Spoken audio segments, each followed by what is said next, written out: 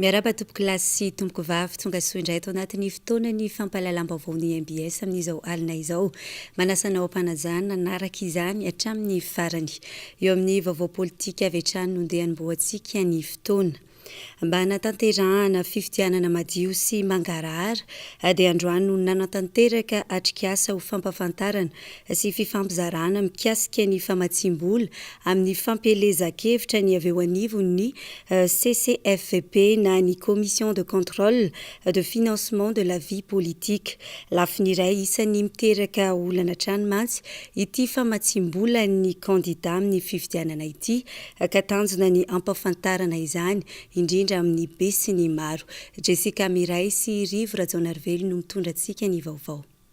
Efa voafaritra anaty lalàna Fehizoro mifeny fifidianana 20 sy 20 tsipika aotra valo ny 12 Mey 20 sy 20 teo ny fifidianana sy ny fitsapakevim-bahoaka eto Madagasikara ka voakasika ao anatin'izany ny famatsimbola amin'ny fampielezan-kevitra. Toany sy fahazahoan'ny firenena vahiny mamatsy vola kandida iray amin'izao fiatrehana ny fifidianana ho filoham-pirenena izao. Eo ihany koa ny tokony hananan'ny kandida rehetra ny kanto tokana ahafahana misoroka ny mety ho famitsimbola.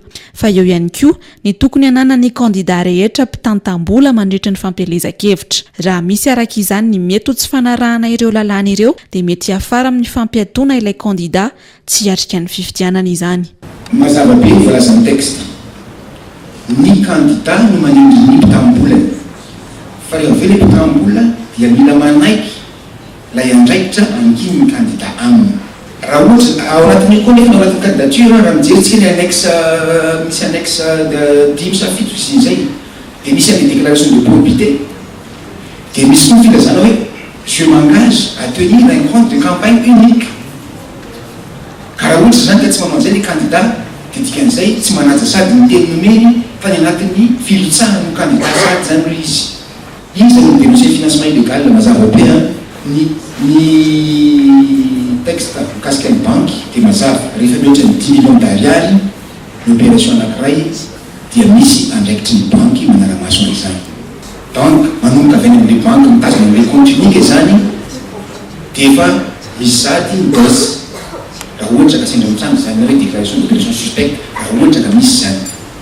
Nandritra ny atrikasa androany araka izany no nitondrany avy eo anivo ny CCFPV ny fanazavana mikasika izay famatsimbola amin'ny fampielezan-kevitra izay. Ny didim-panjakana laharana 20 sy 20 tsipika 5 sy 700 ny volana Jolay 20 sy 20 teo sy ny didim-panjakana laharana 20 sy 20 tsipika 3 sy 700 ny voalohany volana Aogostra 20 sy 20 teo hatrany no nananganana ny komisiona natao hanara-maso ny famatsimbola amin'ny sehatra politika na CCFPV. Miasa 3 volana alohan'ny fantatsaham-bato ny komisiona izany hoe nanomboka ny 7 Aogostra teo ka maharitra 9 volana ny faharetany isaky ny fifidianana. Fa tonga nitsidika ny Madagasikara kosa tamin'ity androany ity ny maso ivon'ny Pays-Bas miona tamin'ny filohan'ny CFM na ny filakevitry ny fampihavanana malagasy Andriamatoa Mak Alphonse tetsy Ampefiloha. Anisan'ny antondiny moa dia nijery ny zava-misy sy ny toetra raha-pirenena eto amintsika makasika indrindra ny fifidianana. Noro fitiavana. Ny ametrahana ny dina fifanarahana isiny fitonina na ny charte d'apaisement eto Madagasikara mba isiny fifidianana lavitry ny korontana eo koa ny fifampizarana traikefa eo amin'ny Pays-Bas sy Madagasikara mikasika ny fihavanam-pirenena no teboka roa lehibe nisongadina nandritra ny fiaonana teo any masiovon'ny Pays-Bas sy ny filohan'ny CFM Mak Alphonse. Marina moa fa ireo kandida nirotsaka ho filoham-pirenena no andrasana anao ny fanaovan-tsony momba io dina fifanarana isiny ny fitonina io raha ampitso eny amin'ny ministerany raharaham-bahiny. Anisan'ny resahana koa zany ny hoe inona ny zavatra traikefa fananany zareo ny expérience zany Pays-Bas anisan'ny manany ataontsika hoe traikefa mikasika an'izay resaka fampihavana pirenena zany any aminy. Raha ny fantatra misy amin'ireo solotena ny kandida no efa vonina hiatrika ny fanaovan-tsony ho an'ny kandida mikasany anda io fanaovan-tsony kosa dia tsy misy ny fipetra manokana ho raisina manoloana izany fa ny fahatongavan-tsainan'izy ireo no zava-dehibe raha ny fanazavanana fa izy kosa ny fanaraha-maso akaiky tontosainy eo anivony CFM na ny filan-kevitry ny fampihavanana malagasy amin'ny alalan'ny fametrahana rafitra hatrany amin'ny faritra eo amin'ny fanarahana io dinina io. Ny fepetra tsika tsy afaka manao forcé na tsy afaka manao manery azy fa ny conscience-ny no manery azy satria io sarta io dia natao hisian'ny fitoniana hisian'ny fandriampahalemana. Ankoatra izay mahakasika ny resaka amnistia na ny famotsora-keloka dia efa mampikarakarana momba izany ny eo anivony CFM indrindra ireo olona voaroroy teo amin'ny resaka tontolon'ny politika na teo aloha izany na ankehitriny. Fa eo amin'ny vaovao mahakasika ny andavanandro ny mponina kosa indray dia anisany misedra olana eo amin'ny sehatra maro samihafa toy ny toeram-ponenana tsy zarizary, ny tsy fisian'ny asa, ny loto ary ny alabotra ireo mponina eny amin'ny faritra Iva toy ny eny amin'ny Fokontany, Akazomanga Atsimo sy ny faritra Ankasina iny. Manoloana izany dia etaetan'izy ireo amin'ny fifidianana ny sin'ny mpitondra afaka mamaly sy mihaino ny taraina ny vahoaka noro fitiavana trano. Ny fivangongon'ny fako manodidina ny tanàna, ny tsy fampiny ny pampy isitrahany mponina andrano fisotro madio, ny firongatry ny tsy fandriam-pahalemana no anisan'ny olana mampikaikaiky ny mponina monina eny amin'ny Fokontany, Ankazomanga Atsimbo sy Ankasina iny amin'izao fotoana.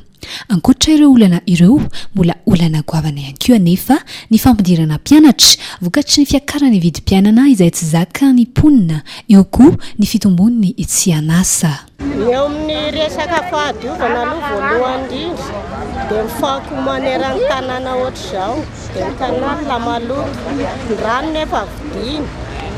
Tanànanay totofana tsisy dika mihitsy fa dia totofana dia miala zay zay zany. Ny amahanina ireo olana ireo no anisany andrasany mponina ao an-toerana amin'ny fifidianana filoham-pirenena ny volana Novambra ho avy izao. Mpitondra mijery sy mitsinjo ny madinika ho izy ireo no andrasana. Mba mpitondra mba mitsinjo madinika rehefa sy ny tsy manana mba tadiavina izy mba hitondra ny firenena. Jerevana amin'ny madinika tsinjovana amin'ny madinika nana rehetrarehetra zany. Ankoatra izay, olana hafa sedran'ny mponina ny tsy fahafahan'izy ireo mivelona sy mampiasa ny tanimbary izay bodoniny ireo manam-pahefana. Fa efa miditra tsikelikely amin'ny vanim-potoana ny fahavaratra itsika amin'izao fiandohan'ny volana Octobra izao. Manoloana izany indrindra dia nanatanteraka atrikasa ny teo anivo ny famantarana ny toetrandro androany hiatrehana izay taom-pahavaratra izay ary ampafantarana ihany koa ny taom-pambolena. Jessica Miray sy Riva Rajaonarivelo. Mifampiankina betsaka ny tontolon'ny toetrandro sy ny fambolena raha ho antsika eto Madagasikara manokana noho ny fitopolo isanjaton'ny malagasy mivelona amin'ny fambolena. Hiatrehan'izay vanim-potoana ny fahavaratra izay indrindra dia nisy ny atrikasa androany nampahafantarana ny mety ho toetry ny andro amin'izao fidirana amin'ny vanim-potoana ny fahavaratra izao ary koa ampahafantarana ny mety ho taom-pambolena ka tafiditra ao anatin'izany ny fambolem-bary, katsaka, sakamalao ary voanjo. Dia andrakasa ity zany dia hoe mba ho fantatry ny mpiara-natoka ireo zany hoe manahoana no mety ho toetry ity taom-pahavaratra ity. Dia rehefa fantan'izay dia hainy zany no handray ny fepetra hifanaraka an'izay ka ahafahany zany mandray fepetra mifanaraka an'izay. Manaraka an'izay koa zany asehoat zany satria izay efa niara-ny asa koa amin'ny ministeran'ny fambolena sy fiompiana. Dia ho aseho koa zany ahoana no mety taom-pambolena, rovina mamboly, rovina no miava sisisa zany, ahoana no mety taom-pambolena zany hifanaraka amin'izay toetry ny andro izay. manomboka izao volana Octobra 2024 izao araka izany hatramin'ny volana Aprily 2024 dia tafiditra tanteraka ao anatin'ny vanim-potoanan'ny fahavaratra isika eto Madagasikara. Raha ho an'ity telo volana voalohany amin'ny fahavaratra ity, izany hoe ny volana Octobra hatramin'ny volana Desambra dia ho ampiny rotsakorana ho an'ny faritra rehetra manerana ny nosy ankoatra ny any amin'ny faritra Atsinanana. Somary ahitana fiakarany avokoa ny maripana manerana ny nosy raha ho an'ity taom-pahavaratra manaraka ity. Vinaniana ho rivo-doza iray hatramin'ny 3 no andalo eto amintsika amin'ity fahavaratra ity hatrany. Manany momba ny hoaviny ihany koa ireo mpivarotra eo akaiky ny esplanade Analakely amin'izao fotoana misy toeram-pivarotana vaovao naorina eny toerana saingina andeha ny feo fa mety hisy ny fanalana ireo mpivarotra ireo no ny tetikasa volavolainy ny fanjakana foibe velotaraina noho izany ireo mpivarotra izay miezaka ny hiditra amin'ny sehatry ny ara-dalàna. Fanampy vaovao ary atatery ny Dina Razafy Manotrina.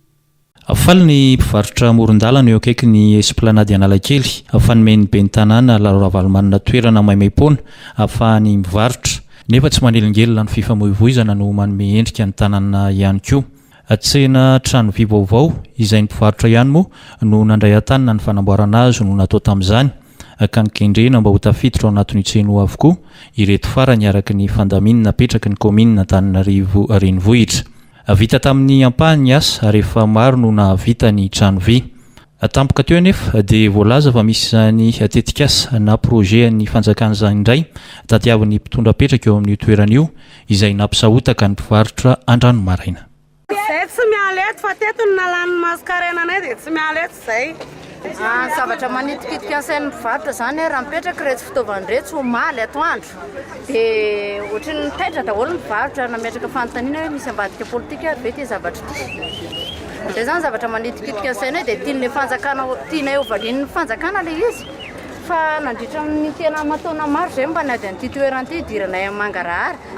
Ilay olo zany azavitsaliana ilay gasy majinika fa manjary mampalahelo. Manino ary talohan'ity tsy nivitanty zavatra ty manino ilay zavatra tsy nambara vahoaka fa manino rehefa vita zany ty zavatra ty zay voatenena ilay vahoaka majinika hoe misy ora ataondray nareo aza ataon'io vahoaka majinika fa manjary mampalahelo nareo ambony eo ihany mihinana ilay vola zay aty ambany aty manjary tena mampalahelo ilay vahoaka. Voalohany indrindra dia tena manakorotana ny sainay vahoaka ny fisian'ilay projet eto amin'ilay toerana nanaovanay foto-drafitrasy. Dia faharoa manarakaraka an'izay fa maninona moa no rehefa mitsangana amin'ny box metalika anay dia tonga ny fanambarana fa misy projet atao eto amin'ilay toerana nametrahanay an'io box metalika io dia fanontaniana mipetraka amin'ny fanjakana zany hoe tsy maintsy izay vahoaka foana ve natao sorina satria izay mba nanangana foto-drafitrasa nefa dia horavaina indray ao amin'ny alalan'ilay projet napetraka ry zareo. Dia za zany eto hiteny hoe tompona andraikitra feno ny fanjakana amin'izay zavatra mety hitranga eto amin'ity toerana nanorenanay box metalika ity satria izahay vahoaka reo dia vahoaka narivony izay no miaina eto amin'ity toerana ity zany mivarotra. Dia izay moa dia eto koa zany dia manararaotra misaotra ny commune urbaine Antananarivo nanome toerana anay fa izay mba te hiditra ao anatin'ny ara-dalàna dia nomeny toerana izay dia manome fisaorana anazy aloha izay noho izay fanomezany toerana anay izay nanome toerana maimaimpoana izy marianay etona fa tsy isy volana aloha tamin'ny commune fa volanay matidio nanamboaranay box tsirairay sasany aminay reo ara misy tsy manana maskarena intsony amin'izao satria lany nanaovana an'io vola. Fahalafim-baovao hafa kosa indray nahitana fahombiazana sahady ny paikady nentin'ny mpitandro ny filaminana momba ilay hetsika iray volan'ny famotsora-keloka efa ny sahady ireo namerina ny basy tsy ara-dalàna ary tsy misy arakaraka izany. Mbola mitohatra any kosa ny antsoavo ho an'ireo izay mbola mitazona ireo fitaovam-piadiana tsy ara-dalàna ireo mba hanatitra izany eny anivon'ny mpitandro ny filaminana. Edena Elia. Tao anatin'ny tapa-bolana nanomboan'ny hetsika efa nahita fahombiazana sahady izany iray volan'ny famotsora-keloka ho an'ireo mitazona basy tsy ara-dalàna ka manatitra izany eny anivon'ny mpitandro filaminana. Ny antefa manokana tany amin'ireo tompona andraikitry ny mpitandro filaminana eny anivon'ny distrika ny antso amin'ny fanentanana tamin'ity androany ity. Tsy mbola fantatra mazava kosa ny tena isan'ireo basy efa voangona treto raha ny fampitam-baovao azo. tsy ahivina fa mahatratra 4 seninalina ny isan'ireo olona mitazona basy ara-dalàna eto Madagasikara ary manana taratasy mazava momba izany. Ho an'ireo mitazona io fitaovam-piadiana tsy ara-dalàna io kosa ka tsy manatitra izany ao anatin'ny iray volany famontsoran-keloka dia isazy enjana miandry azy ho hiatrany ny fanazavana androany. Eo amin'ny vaovaon'ny fampianarana indray, isy ny fanovana goavana entina hanatsarana ny fampianarana sy ny fikarohana eo anivo ny ministeran'ny fampianarana ambony. Voakasika izany ireo faritany rehetra ahitana université mpanjakana, miainga amin'ny fanavaozana ireo tompon'andraikitra eo anivo ny université izany ary mitohy amin'ny fijerena manokana ireo olan'ny université tsirairay toy ny vatsim-pianarana sy ny tambin'andraikitra. Io ariva io ary no nanatanterahana ny fivoriana tsy ara-potoana ny arahana tamin'ireo lehibe ny université manerana ny Madagasikara. Edena Elias sy Prince Mathieu no mitatitra ny vaovao. Manoloana ireo olana samihafa nampikorotana ny fampianarana eny anivon'ny université mpanjakana isam-paritany dia iroso amin'ny fijerena manokana izany ireo anivon'ny ministeran'ny fampianarana ambony. Miainga amin'ny fanavaozana ireo tompon'andraikitra isan-tsokajiny eo anivon'ny université izany, eo ihany koa ny fijerena manokana ny vatsim-pianarana sy ny fanatsarana ny fodrafitrasa ianarana amin'ny ankabeny. Ireo no anisan'ny lahadinika nojerena androany. Somary extraordinaire kely ihany izany izy ity satria misy fanapahan-kevitra tsy maintsy ho raisina. Mpianatra izany azo bosa amin'ilay fifanarahana campus France sy rehefa nisy iraka momba izany tamin'ny volana dia hojerena hoe iza no ahoana ny critère ny azahoana ny mpianatra malagasy izany bosa amin'ny campus France izany. Misy mise au point ihany koa amin'ny resaka AC ny mpampianatra izany sy ireo subvention mikasika ny ankarama ny PAT amin'izao faraparan'ny taona izao. Mise au point izany tsy maintsy jerena daholo izany izay dia misy koa eo amin'ny vodivoronao ny enseignement supérieur izany hamboatra ny efa zavatra efa nitenena antriny ela hoe asiana mur de clôture izany satria moa mifanakaiky loatra ny université sy ny fokotany sy ihany matetika rehefa misy anina dia laza ohatra ny tonga dia misy conflit kanefa amin'izao fotoana izao dia ohatra misy manakana indray izany hoe tsy tokony atao fa misy tany fa tsy maintsy jerena izany rehetra izany. Fa ankoatr'izay ihany koa mikasihan'ny fanadinam-panjakana baccalauréat efa mamaraparana ny fitsarana izany ireo mpampianatra isan'isany ary aorian'ny fivoahan'ny valim-panadinana baccalauréat kosa vao hojerena ireo dingana manaraka momba ny fanomanana ny fanadinam-panjakana amin'ny taona ho avy izay isan'ny lahadinika androany ihany koa. Vita somatsara moa izay ny baccalauréat ary miandry ny valiny sy ny faraparany amin'ny correction izany sisa efa nody ny ireo le olona tany amin'ny quarantaine le mitazonina tany 7 andro sy 7 alina zay izy zay vao afaka nody izany satria efa vita daholo ny examen ka efa hojerena sady androany ihany koa hoe rovina indray no mety ho daty ny baka manaraka satria vao vita fotsiny vao mivaly io baka io dia efa manomboka sahady ny etapy amin'ilay fanomanana baka. Io arivo io no nanatanterahana ny fivoriana ny arahana tamin'ireo tompon'andraikitry ny université manerana ny Madagasikara izay nitariny nisitry ny fampianarana ambony sy ny fikarohana ara-tsiansa ary ireo tompon'andraikitra maro eo anivony tsy ministera ity. Dia izay ihany koa no entina manakatona ny vaovao amin'izao alina izao. Misaotra anao nanaraka izany hatramin'ny farany. Ampahafantarina ihany koa isika rehetra ny tokantrano any fa isan'andro no anarahanao ny tantara mitohy le prix du pardon eto amin'ny fahitalavitra MBS mialohan'ny fampahalalam-baovao. Ny tena kosa ary dia manome fotoana anao amin'ny rapitsy toy izao indray. Veloma tompoko.